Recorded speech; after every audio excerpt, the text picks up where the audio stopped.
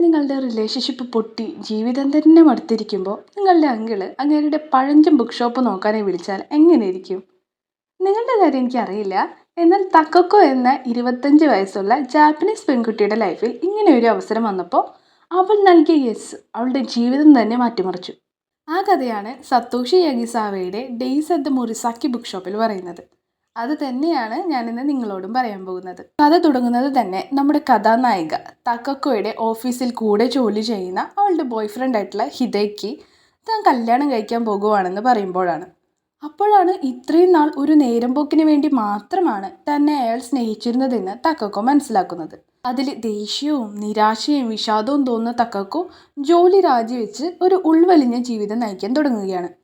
അപ്പോഴാണ് തക്കക്കോയുടെ അങ്കിൾ സത്തോരു വിളിച്ചിട്ട് അയാളുടെ ബുക്ക് ഷോപ്പിന് മുകളിലുള്ള മുറിയിൽ അവൾക്ക് താമസിക്കാമെന്നും പകരം അങ്കിൾ ഇല്ലാത്ത സമയങ്ങളിൽ ബുക്ക് ഷോപ്പ് ഒന്ന് നോക്കി സഹായിക്കണമെന്നും പറയുന്നത്.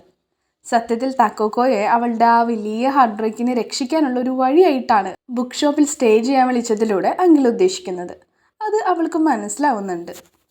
ചെറുപ്പത്തിൽ അവർ തമ്മിൽ വളരെ നല്ലൊരു ബന്ധത്തിലായിരുന്നെങ്കിലും മുതിർന്നതിന് ശേഷം അവൾ ഒരിക്കൽ പോലും അങ്കിളിനെ കാണാൻ ശ്രമിച്ചിട്ടുണ്ടായിരുന്നില്ല. മനസ്സിലാ മനസ്സോടെ ആണെങ്കിലും അവൾ അവിടേക്ക് പോവുകയാണ്.